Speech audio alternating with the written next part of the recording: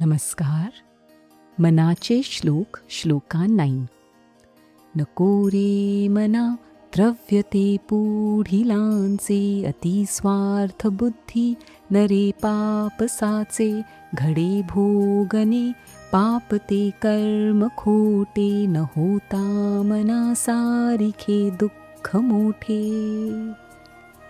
Jai Jai Raghuveer Samartha.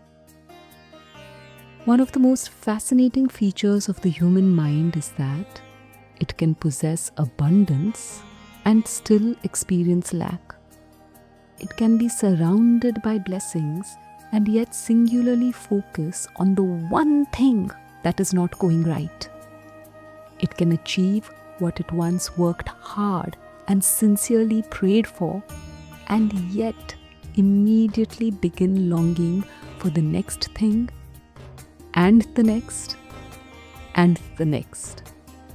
In chapter 2 of the Bhagavad Gita, Krishna describes such a mind as Bahushakha, many-branched, scattered, reaching in all directions at once.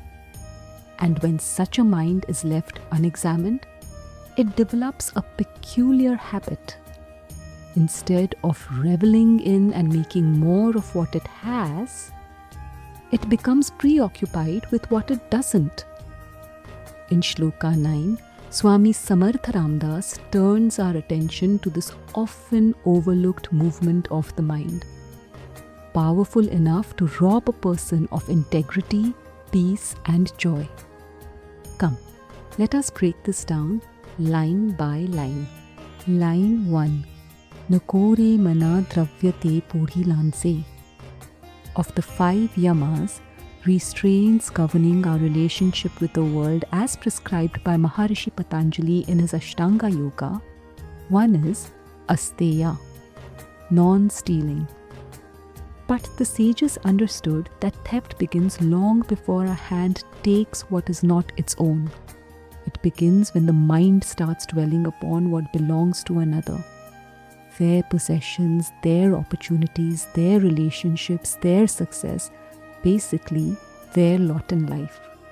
The moment we become preoccupied with what life has given to someone else, we cease to appreciate what life has given us. Gratitude gives way to comparison, comparison to craving, and craving to suffering. Highlighting this perpetually dissatisfied tendency of the mind, Sri Adi Shankaracharya cautions us in the Bhaja Govindam. Moodha jahihi dhanagana trishnam kuru sad buddhim manasi vitrishnam.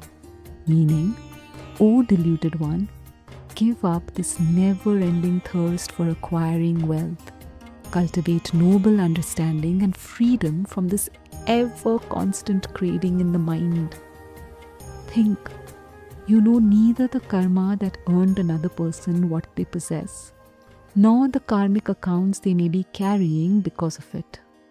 You do not know the price they paid to acquire what they have, nor the price they continue to pay to keep it. Yet the mind, seeing only the surface, concludes, that should have been mine. Sleep is lost over it. And in doing so, it abandons the only life it has been entrusted to live, its own. Sri Adi Shankaracharya goes on to offer the antidote.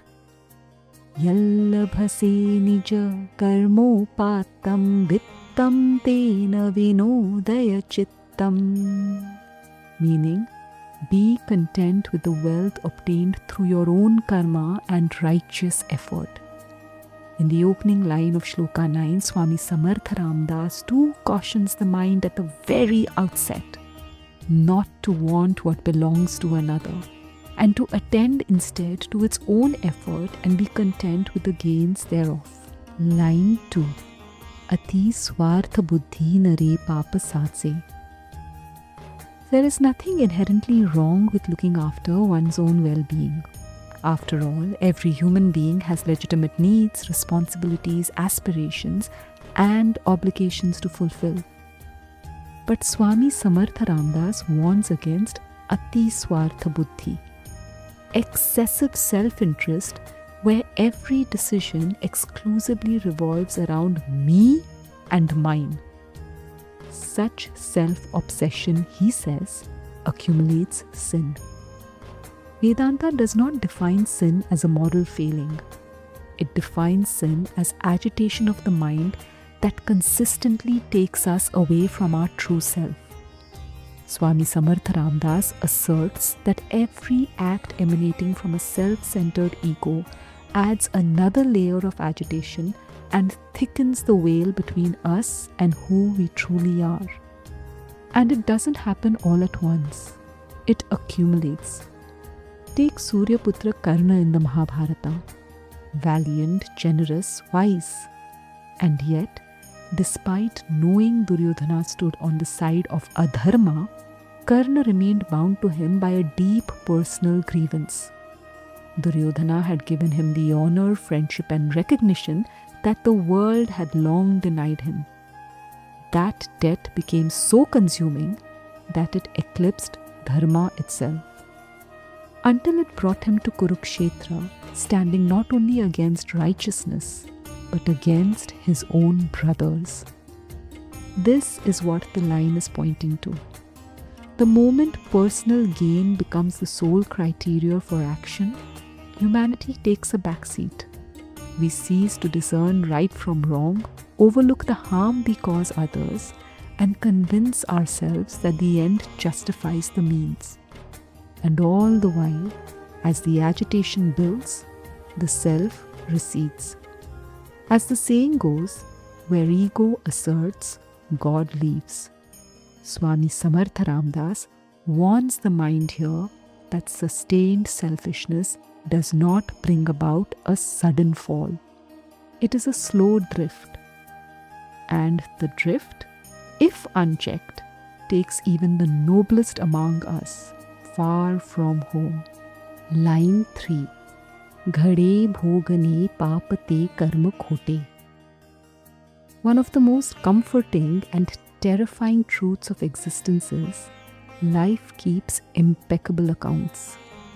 Every action performed in violation of Dharma leaves an imprint. And when the conditions are right, that imprint returns to its author as experience.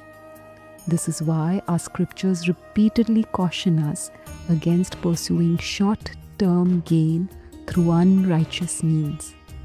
The profit may be immediate, but the karmic invoice always arrives later. Duryodhana seized a throne through deceit and ultimately lost his entire lineage to a war he should never have instigated. Dhritarashtra's blind attachment to Duryodhana prevented him from standing by justice, and he lived to witness the destruction of all his 100 sons. Kansa sought to escape a prophecy of his death at Krishna's hands, yet every attempt to outwit destiny only hastened its arrival. The law is impartial. Actions rooted in greed, selfishness and adharma eventually ripen into consequences that must be endured.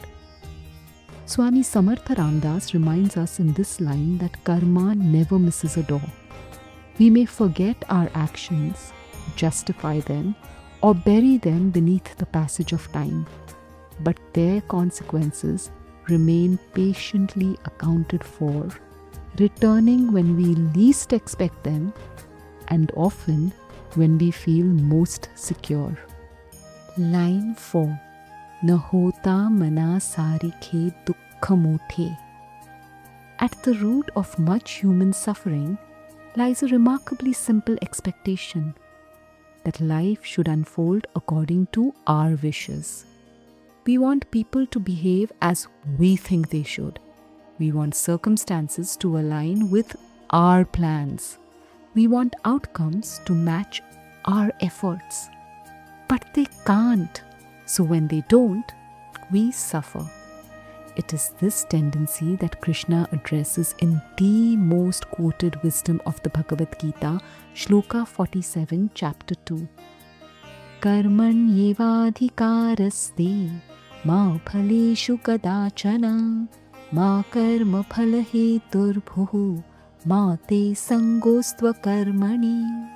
meaning you have a right to action alone, never to its fruit. Let not the fruit of action be your motive, nor let your attachment be to inaction. What a liberating teaching. Act we must, but how? We choose our intention, we bring our effort, we offer our action, and then we release. Because outcomes emerge from a vast web of factors we have absolutely no control over. Our past karma, the choices of others, and the will of Ishvara operating through the eternal laws of the universe. The moment we demand that life conform to our preferences, disappointment becomes inevitable. Swami Samartha Ramdas, therefore, concludes Shloka 9 with a profound psychological truth. There is no greater sorrow than insisting life be other than it is. 4 Marathi lines in plain English. O beloved mind of mine, stop salivating over what sits in another's hand. Selfishness left unwatched breeds sin in silence. The consequences of wrong actions always find you in this life or another.